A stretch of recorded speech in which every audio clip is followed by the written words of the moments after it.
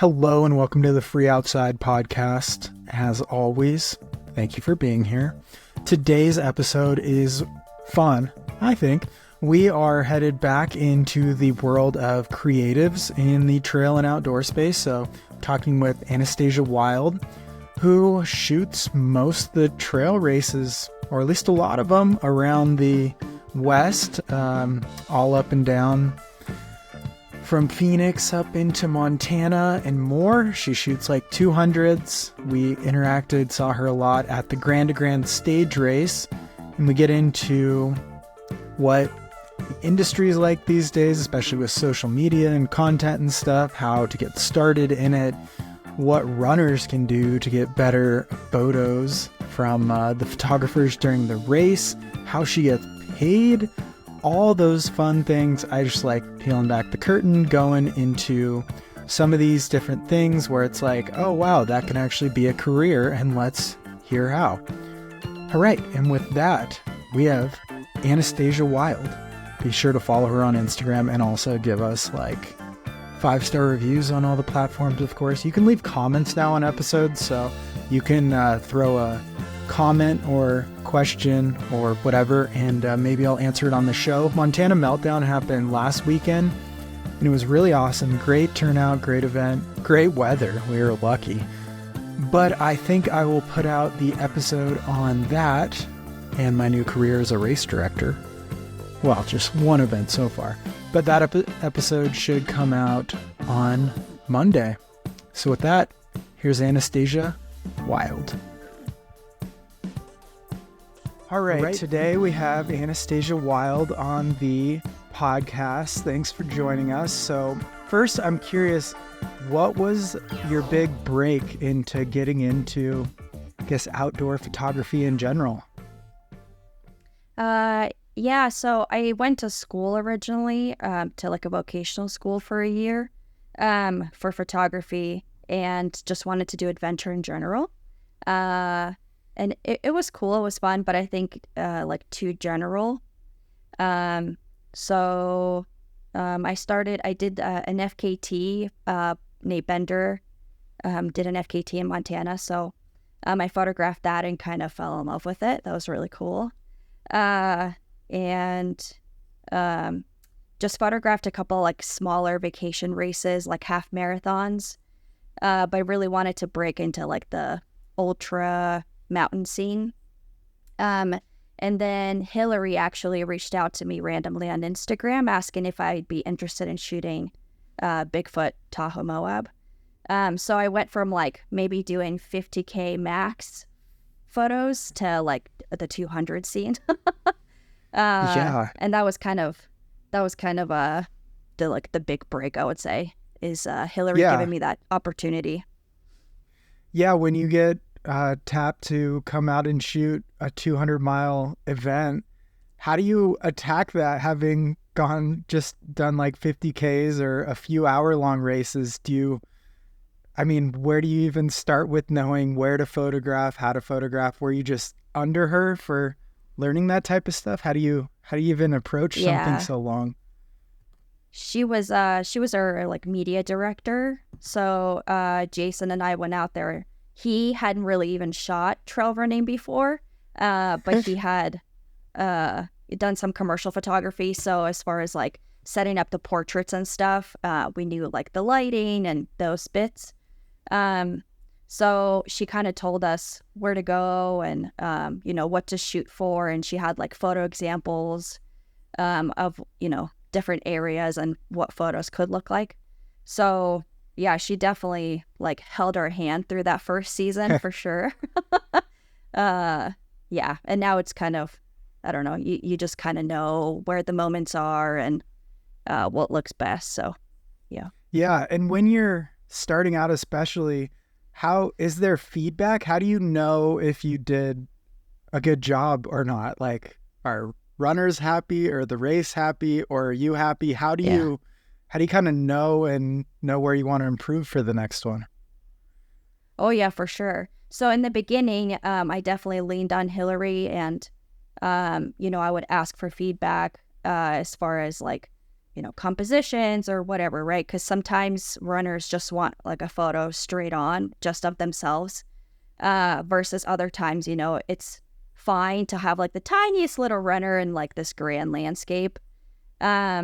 And so, yeah, it just kind of depends on, like, for the race, they kind of need marketing materials. So you're shooting almost for like different clients, so to speak, of like, for the race itself, they need like stuff for social media, for their website. So, you're shooting horizontals. And then, yeah, for the runners, I guess it would be like photo sales is kind of what tells you like if you did a good job.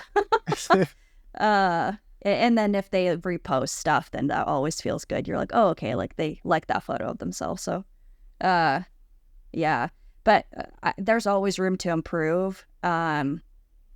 So I just feel like I ask even like the people that I work with, I always like, send them photos and say like, which one do you like best, or, whatever it may be, that we're like all in it together. Yeah. Do you, when you go, so you just got back from Moab, and do you shoot like the same locations every year, or do you change it up? How do you approach, now that you have experience, improving or getting different shots or things like that? Or is it sort of more cookie cutter as well? Yeah, so I mean, like they kind of already had like 6 years under them by the time like, Jason and I and then Sarah stepped in to photograph them. So they know certain spots that are like the most picturesque, or, that the runners are going to hit at sunset. So you'll get a couple of those like primo shots. Yeah. With Moab, it's a little interesting because they moved the start time from 6 a.m. to 12 p.m. So everything got shifted. But yeah, we have like areas. So, we'll go like, between Indian Creek Aid Station and Oasis, we'll just like hike or through hike that section, or just go until we see something cool and just stop and take some photos. So yeah, we're just out there hanging out with the people. Yeah. It's And pretty awesome. how do you make sure you get photos of every runner, especially a race where there's like a few hundred, or even the rut, like 1,000 or so? Gosh. Do you have a list, or you just shoot like spray and pray kind of mentality? Yeah, so the rut's a little different because we just, I've only done like marketing materials for that one. But I think the mentality for that one would be more of like vacation races where they literally told us to bring like a seat and a monopod and just set up your camera and you're just going like this while they come by.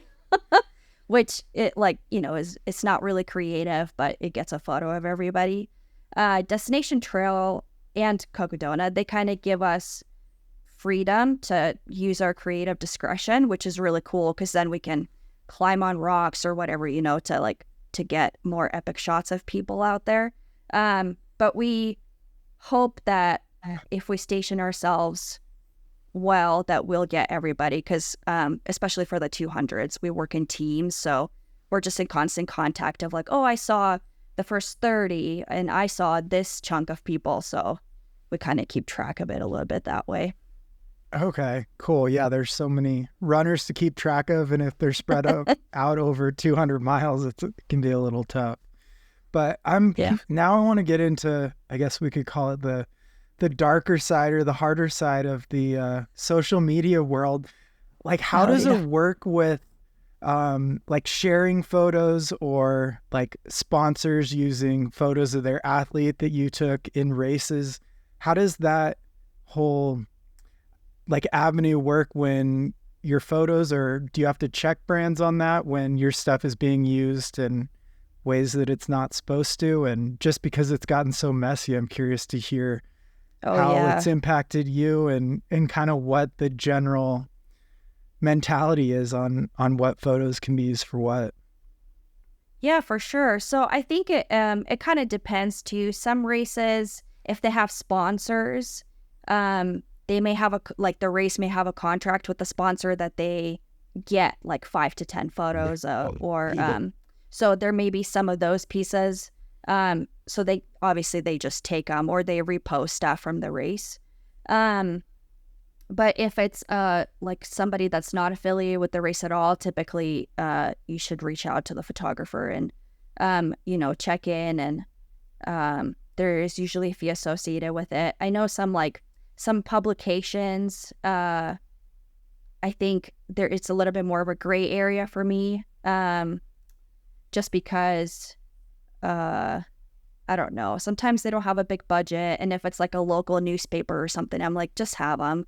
I know not everybody feels the same way about that, but for brands, I know they have budgets for that stuff, and if they're making money off of it, I feel like as the person who took the photo, maybe I should be making money off of it. Totally. Especially if we're doing it for a living. So yeah.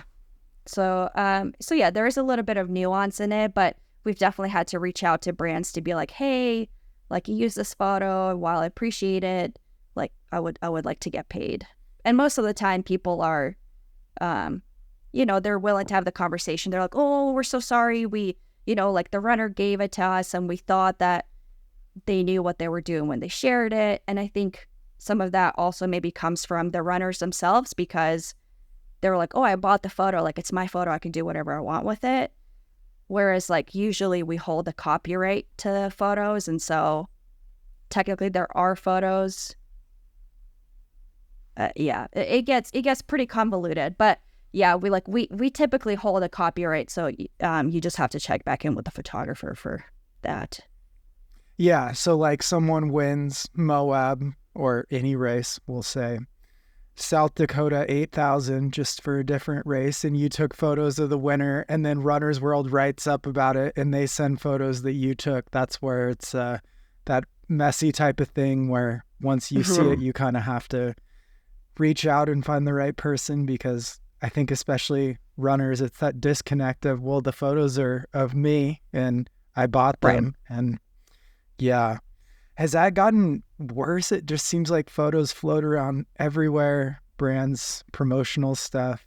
My hands are in an REI photo on their website, and it's a little weird because it wasn't even what the photo shoot was about. So I'm a hand model now. But have you noticed that with it just getting messier the more content that brands try to crank out? Yeah, I feel like it can get messy, but it's also hard for me to be super sympathetic, because that's their whole job. Like, totally. You have an entire marketing department, that photographers need to get paid. So I'm not sure where the disconnect comes from, where people say, oh, we didn't know, we just thought we'd use it and give you photo credit. And I'm like, that's great, but I can't eat that. Like, I still, have to pay for my mortgage, and I have to eat. And so I'm not sure why they think it's okay to like pay some people but not others. So that's always interesting. Like it falls on the creative a lot. Like sometimes they have to discover that, or someone alerts them that their photo's being used how it's not supposed to. My best friend actually has done a lot of outdoor photography over the last 20 years, and he gets alerted of stuff and then has to reach out. And I think that's the, just lack of a better word, the messy thing, because then you don't even know who to contact and it gets out of hand. It's like 2 levels deep. Yeah. Yeah. And then, you don't want to seem ungrateful, right? Because it's like, oh, like, I would love to work with you, but also like, oh, you used my photo. Now let's talk about, because even if they take it down, you're like, if, you're a week late, you're like, oh, everybody that's going to see it probably already saw it. So like, you already got your money's worth, so to speak. So even if you take it down, like, okay, like the damage is done. And that whole term that floated around for like the last decade of exposure and stuff, it's just like, that doesn't really do anything for anyone. I don't think exposure leads to a career often in that. Right. And everybody, everybody's cameras are getting better. So even people who aren't doing it full time are still taking incredible photos. They should get paid. I think that they probably just don't know, that business portion, or they're uncomfortable saying something. Because I used to be, I'd be like, oh, like, at least give me photo credit, please. Like, yeah. So it takes a while to. And that's the hard thing too, is if 25% of people just give away all the photos, that sets the bar way lower for the other 75% who are trying to make an income off of it. And I think that's kind of the hard trap that we fall into, is you want to get your name out there, but also it devalues everyone else who's gotten their name out there for 20 years. Yeah, and it's hard because um like you kind of have to haggle. So what if like one person's, which is so nice to have like a team that you could like reach back out to be like, hey, like these people want me to do this project. They said their budget's like $500, but really this should cost like $5,000. So like how do you, how do you like approach that? How do you ask for that? Usually if you like say an amount and people are like, oh yeah, that's great. You're like, ooh, I wonder if I should have said more so we could like go back and forth, Yeah, So totally. yeah, it's kind of tough. You're like bartering for yourself. Yeah. Do you have any horror stories, you can leave the brand out of it, of just like photos getting used or out of hand or kind of taken advantage of or anything like that? Yeah, I've had a couple of run-ins with a company. And I think they like, it's always like, oh, we have a new person. They didn't know that they couldn't use these photos. But at one point, it was like, and I was like a newbie and I was interested in working with these people. And they asked for social media photos, which is what they paid for. But then they asked for high resolution of them, which I was like, I think I was in the middle of something. And I was like, yeah, I'll send them whatever. That's on me, right? That was my Yeah. mistake. Because then, like 3 years down the road, I saw one of those photos at an airport being used as like an advertisement. And I was like, what, you licensed these for social media for 1 year. Now, like 3 years down the road, you're putting it on a wall in an airport. Like that's a big difference. Uh, Big time. but that's right. But that was, obviously it was a little bit on them, but it was also a little bit on me because I gave them those files. They wouldn't have been able to print such a big thing without me just like handing that over. So it's like, you live and you learn. Yeah, a lot of learning experiences. Are there, with fellow photographers and stuff, are there brands and stuff that you guys talk about, or people that are just hard to work with and you guys say no kind of collectively? Do you guys talk? Oh yeah. Oh yeah. We talk all the time. But even just to like have each other's backs, or, if we like have a hard time pricing a job, it's really nice to have somebody that you can like bounce your ideas off of, to be like, hey, I'm thinking I should do this. And, a lot of times, if especially, we shoot something we love so much, it's so easy for Mhm. me to be like, I'll just do it for free. Like it'll just be fun. Like I would just love to do it. Uh, and I've only gone freelance full time like 14 months ago. So I really haven't been doing it full time for that long. But now I'm like, ooh, the things that I used to like just write off of like travel costs or whatever, like my full time job kind of subsidized. But now Mhm. that I don't have that, I'm like, oh, I gotta pay for gas and I gotta pay for food. And, there's all these expenses that are popping up that I'm like, oh, I gotta make sure that I can pay for this in order to continue to do it, full time. So, yeah. Yeah, how does it work, the financial side? So it, like a destination trail or Moab, is all your income from the photo packages, or is that, how does it work between you and the races? Yeah, so typically across a bunch of different races, we get paid out from like a marketing budget. So we get a Hmm. flat fee to like cover the race, and then we sell photos to participants. Um so yeah, so it makes it a little bit easier. But like it's a flat fee typically, so like travel costs or food costs or, whatever, insurance, gear, all that stuff is obviously not covered. You're just kind of show up with all your stuff. So it's Yeah. it took me years to get all the gear and lights and whatever. Yeah, and probably makes taxes rough at the end of the year with so many travel There's a lot expenses of and stuff. things. Yeah. Yeah. And so do you shoot on the product side as well, like marketing material for products and companies versus just races? um yeah, not a ton. I've gotten like a few, most of the things that I've gotten are like race related, or um yeah, like working with the athletes.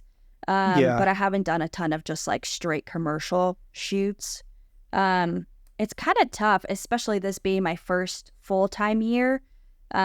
I just like threw myself full time into all kinds of races. And, we're up in Montana. So we have like the Rut and like Crazy Mountain are like the biggest draws that I know of or that I shoot. So, and then everything else is like Arizona, Utah, California. So half of my time, I feel like I'm just driving places. uh, and yeah, so it gets to be a lot. So that just takes up a lot of time. So it's hard for me to like, I want to get more into videography, and I got like my drone license, but as far as like practice time, there's just not a lot of it. So you kind of have to pick and choose what you can do. Yeah. So is that, now I'm kind of curious on the videography side, is that a combo that lots of people and others shooting stuff do, that combo photo and video? Because I know Grand to Grand, kind of Derek had the photo or the video stuff and you were doing photo. Is that common, or is it getting to be more one person, depend on everything, Swiss Army knife style? Oh gosh, I think when people hire us, they would prefer that it was just the one person. For my brain, that's way too much. I'm not comfortable enough with video to be able to do both. I did it for like we had like the Bitterroot runoff in Missoula. It's like a, 5 mile, 5K, whatever, just like a smaller race. And I tried to do photo and video. And even for that, on such a small scale, I was like, this is too much. Between the drone flying, you're like running around with the gimbal, you're trying to get photos. I can't imagine doing that for a big project. Usually you're working in teams, and people are like dedicated to either photo or video. But yeah, I feel like more people are asking for photo video like packages. Yeah. I social, think social media videos blowing up, it seems like. So I'm especially curious on like a new race or something popping up. And then do they usually approach you, or how do you get connected to an event you haven't done before? For the first like 3 years, I would just show up places. Well, that's so typical of creative. You have to get your foot in the door, prove yourself. So yeah. I like a couple years ago, I saw there was Scout Mountain, and I was like, oh, that's like fairly close. Luke is really cool. So I reached out to him on Instagram like a week before, and I was like, hey, I have some free time. Could I come out and take some photos? And he was like, yeah, that sounds great. Just come on out. So I drove down there with a friend who was already running it. So it wasn't like it was that big of an investment. And then it ended up that one of the photographers that they had got sick. So then they were like, can you cover the finish line? So I kind of jumped in, and it worked out. And then I've been shooting that for the last couple of years now. So yeah, and same thing with Crazy Mountain, I guess too. I reached out to Megan and I asked if I could show up and take some photos, and it didn't work out that year. But then the next year she was like, oh yeah, you have to come down, and it just worked out. So yeah, some of it is me reaching out. Sometimes they reach out. That's been happening a little bit more this year, just because I'm trying to show up to places and connect with people just so they know who I am, because, I never expect anybody to know me. I never expect somebody to like hire me back. So I just like, you have to be proactive. Yeah. Typical photographer behind the camera. So you never expect people to see or know, but you're definitely making a name. So when you sign on like Crazy Mountain or agree to go out there, do you look at the course? How do you decide where you're going to shoot leading into an event that you haven't done before, or that no one's done before? So I'll just use Crazy Mountain as an example, just because that one's like fairly new. It's been going on for 3 years. But she kind of had spots as somebody who like put the course together that she was like, these are beautiful. Like I would highly recommend, you go here, and then it's kind of up to us to just, get out there and find the best looking spots. Especially with that one, there's like 2 like super iconic spots. And then there is technically a third one, but you don't get a lot of people there, and it's like at the end of the day. So yeah, so Sarah and I shot that 2 years ago, and then Howie and I did it this year. Uh, and yeah, but I do look at the course because you're like trying to find the closest trailhead. So you're like looking at the GPX, and then you're like, okay, well, I have service. How long am I hiking? Like, how long am I going to be out there? Like, you kind of Yeah. have to figure out all that stuff. Yeah. And so if it's like you and Howie, you pinpoint a couple spots and then do you split them up and then you have to take into account like when the light's going to be good or when the photos are going to be good. And then do you stay in communication, like leapfrog through the entire event, or how do you kind of split it up and make sure you're getting like front of the pack, mid pack, back of the pack, or do you kind of move with the runners through the course? Yeah, so for that one specifically, because it's like you're kind of hiking to the top of the mountain passes, Yeah. you like get to an area and then you're kind of just work around there. And then, if it's getting dark and you're like hiking out, you'll just shoot people on your way out. You photograph people on your way out. Yeah. Yep. And so, yeah, we try to get them like closer to the beginning or whatever. They're still like pretty clumped up then. So it's easier to get everybody in the same spot, or like, you vary compositions, but in the same spot. And then because, even with the 200s, you get to day 3, somebody's finishing and somebody's like 100 and some miles back. So to cover that distance, you're like, ooh, you just do your best to get as many people as possible. Yeah. Okay. And then so you take photos of the whole event. And then how many photos do you end up with for certain events? And how long does it take to edit those photos and turn them around? Because I'm sure people want their photos quick. Yeah. So we usually, for the 100-milers, the turnaround's usually a little bit quicker, with it like as little as like, for me anyways, like 3 days to, like a week is kind of long, but a week. For the 200s, yeah, we try to stick to the week. So a week from when it ends. So like Moab wrapped up yesterday. So by next Wednesday or Thursday at the latest, we want the photos live. Okay. I probably take, for like the 200s, I've really pared down. When I first started shooting, it was like 10, 12,000. Now I'm down to like 7, 8,000, and then I usually deliver around like 3,000. But I'm only one person. There's like 2 more of me. So so it's a lot of photos for the runner to like sit and like sift through and remember kind of who they were around. Like the Grand, I took 17,500 photos because I was the only photographer. Wow. And that was so many. That was entirely too many. And that one's a little bit different too, because we like make individual photo packages. So then I'm like going through the photos and then like putting them into people's like names. So thankfully there's I know everybody's names by the end because it was like, 50 some participants. So then I'm just like, oh, okay, I know that that's Lucia and that's whatever Maria. So I can like put them into their packages. But it's like a more boutique experience. And I send like a personalized email like, oh, your photos are ready. But it's a lot of sorting for sure. Yeah. How do you decide which photos to use, even cutting it down by like a third or something? Do you go through, click through every photo? It's like yes or no?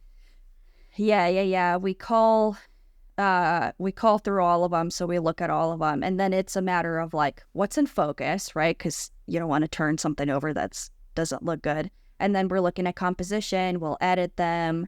And then send them off. So I don't usually like to give people too many choices because I don't want to give them something that I wouldn't be proud of. So I want to put my best foot forward out there. So yeah, so I just pick, I don't know. You kind of have to go with your gut and you're like, well, I like that. So I hope they like it too. Yeah. And then editing, do you individually have to edit each photo? 3,000 of them? Yeah. Yeah. Typically you can like, if it's like the same time of day, same area, you can just like copy and paste the edits. But yeah, once you get into like the twilight hours or whatever, right when like the light changes every minute, then you're kind of personalizing every edit. But I feel like that's half of I love editing. Maybe not, for like a week straight, but that's definitely like part of your creative process, and it like just makes it yours, right? Like Jason has a little bit of a different edit, and Sarah has a little bit of a different edit, and people can kind of tell. So that's kind of fun, yeah. Does that develop through the years of doing it, or is it just every single time it's like, I find this pleasing, this ends up being my style? Like, how do you end up with your unique style? Well, I started, I went to like a Red Bull camp, like really early on. And they just want things that are just like true to like the color that it is. So there wasn't like, we couldn't like alter, like if your shirt is blue, you couldn't alter the color so that it like looked green. So they were definitely like, keep it as close to the OG color as possible. And so that's kind of where I started, and I'm kind of deviating a little bit now. I'm like pushing some colors off, but just so it looks a little bit different. But yeah, you can like, if you really look at the photos, you can definitely tell like Sarah mutes her highlights, so they're not like quite as bright. Yeah, so you if you really get into it, you could tell the like the different hues and like how people edit them. But yeah, just go based off like what I think looks good. We need like a game show of like, guess whose photo this is or something like that. Yeah. Yeah. Yeah. It's super interesting just that you would have you and Howie out there photographing the same event, but you'd also have your same style on the back end, and people get a combination of that and stuff. Is it like artists or painters where your style changes? Like you said, you're kind of doing a little different. Do you have like your blue phase and your vibrant phase? It's by your feelings. Does your style morph and change throughout the years? I don't think it's changed a whole lot. But like, kind of going back to what we were talking about earlier, you continue to like improve on your skill, and you kind of see what looks good, or like somebody just asked me for some photos for a potential book, and so I looked at all my compositions, and all my people are like dead center. Like if you put that on a 2-page spread, they would be right in the crack. Yeah. So I was like, so then I got in my head about it. So at Moab, I was like, well, I got to put the person like far off to each side. You're like turning the camera, getting an angle on it and stuff. Yeah. So I don't know. There's just, things that happen, I guess, too, that you're like, oh, I wonder if I should like, you try to push it, or you try something new, or, like I see some of the photos that Sarah takes, and I'm like, oh, like I want to try that, like that looks cool. Or, something that Jason does, and I'm like, oh, I didn't even see that, like you could sit on that rock and look across the way or whatever. So I love working with teams too, because then we kind of push each other. If I like go out and shoot at night, they're like, oh, maybe I should do that too. Yeah. Do you ever get like a spot or a scene and you're like, yes, I nailed it? Like, are you like happy because the photos are going to be amazing by what you found? Yeah, I think we're all pretty self-deprecating. So, we're like, oh, we hate everything. But there are times when you're like, oh, yeah, like I feel pretty good. But, if it's like a combination of like, if we're in the desert and somebody wears blue, you're like, ooh, or like a brighter color in general, you're like, oh, they're going to stand out really good. And then you see somebody come in black, you're like, I mean, it's a good photo, but it's not as striking. So yeah, so a lot plays into it to make it feel like it's like a good photo. Yeah. What's like your tips for runners to look the best in their photos? Well, I think some of it is like on us. We tend to station ourselves in areas where like people are suffering. But if you're able to, like, running always looks better than just hiking. But, you know, we also tend to put ourselves in spots where you're like, I cannot run up this. Yeah.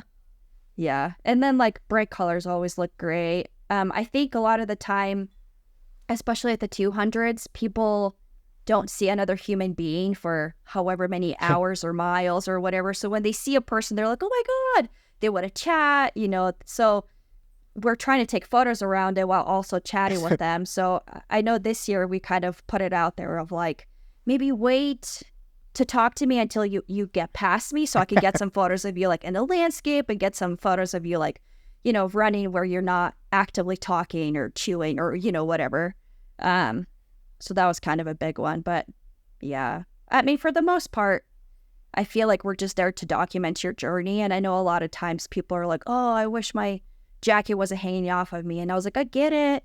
But that's what you were doing at the time. Like, you know, like you're not out there for like a commercial shoot. Like you're 200 miles in, like you look how you look. But yeah, we did put it out to the runners this year of like, if you see us and you like want to like fix yourself up or wipe your snot or whatever, like go ahead and do that before before you get to us. Yeah, you guys are like the therapists or the bartenders of trail running where they share all their issues and stuff. Yeah. You're like, oh, how are you doing? They're like, not so good. Or like, oh, I'm so, you know, like, I'm so sorry. Yeah, it's not like the real world where everyone just lies and is like, oh, I'm doing great. It's like, no, I'm doing terrible. Right. These 10 things are wrong with me. And that's, I feel like that's so, yeah, it's so special about these races is that, and like, I love my back of the pack people too, because they like, they'll sit down, you'll talk. And I feel like, you know, things about people that are like so personal. And then you find out that they're like, I don't know, you find out that they're like working marketing or like something totally normal that would be like the thing you maybe first ask people, but you like know their deep, dark secrets before you like know very basic things about them. It's kind of funny, but yeah. Yeah, you don't even remember their name, but you remember all their secrets. Yeah, right. You're like, I know what your toes look like and all the blisters that you got and yeah, all the what was your bib number? You know. Yeah. Yeah. What are do you have pet peeves around either with what runners do or other photographers too? Are there things that bother you out there? I don't think so. I'm pretty relaxed. I feel like it more and more media is like showing up to races. Like even at Moab, there was like 5 or 6 different crews that were not us, but you know, they were like with their individual runners, which is awesome because you know, then you get more like exposure to these races, or you know, they have their own individual audiences, and most people are super respectful, so it doesn't bother me that there's more media. Plus we tend to like get out in the middle of nowhere where maybe they wouldn't do. They were mostly around aid stations, so that can get kind of cramped sometimes when you're like working around other people. But yeah, no, it's good. You know, we're all just out there doing our best, so yeah, totally. Yeah. Your best for like 4 days in a row of shooting 10,000 plus photos. Yeah, some of it is, you know, you're just like taking as many as possible. Totally. Yeah. Do you have a favorite event or a favorite photo that you've taken over the years? Oh, I don't think a photo. And I think some of that maybe just comes from like the sheer volume, because I shoot like, I don't know, 10 to 15 like ultras. So photo wise, that's just so many. But I love our, you know, those Montana races like Crazy Mountain, the Rot. And I think I mean, I've lived in Montana since like 2007, I think, maybe 2008. So for me, I'm like, Montana! Anything that we have, I'm like, yeah. Yep. It just feels special. Yeah.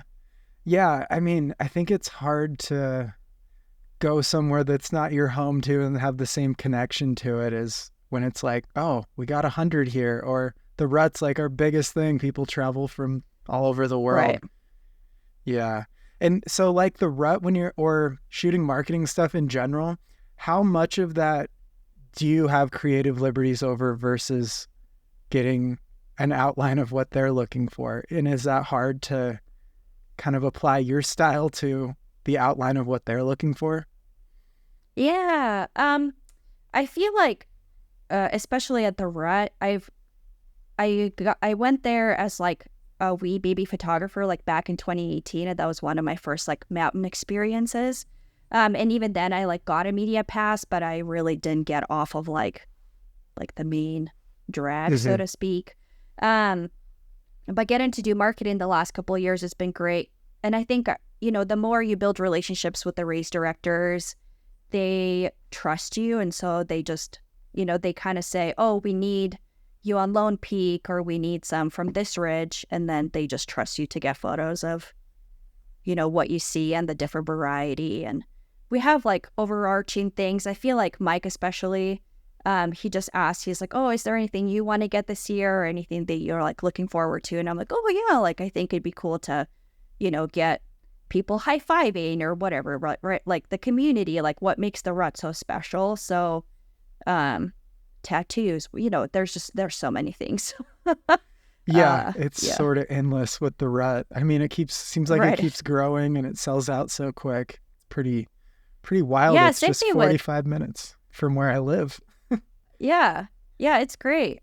And Megan is also like crushing. So Crazy Mountain, I don't know if she also had tattoos this year. She has somebody who does like 10 types out there if you want. Like, I don't know. I just like, I don't see that anywhere else. And so it just makes it that much more special. Totally. All right. Last question. What advice or what would you throw out there for someone who enjoys photography, knows photography, but wants to get into the outdoor space in general or races more specifically? What advice would you give? Yeah, I think choose something you like really love. Because I know for me, I enjoy trail running myself. I don't run as much now, but that was definitely what I loved. And so once I pivoted to that, even though it seems like uber niche, my mom always is like, are you gonna like, spread out and shoot something else? I'm like, I like ultra running.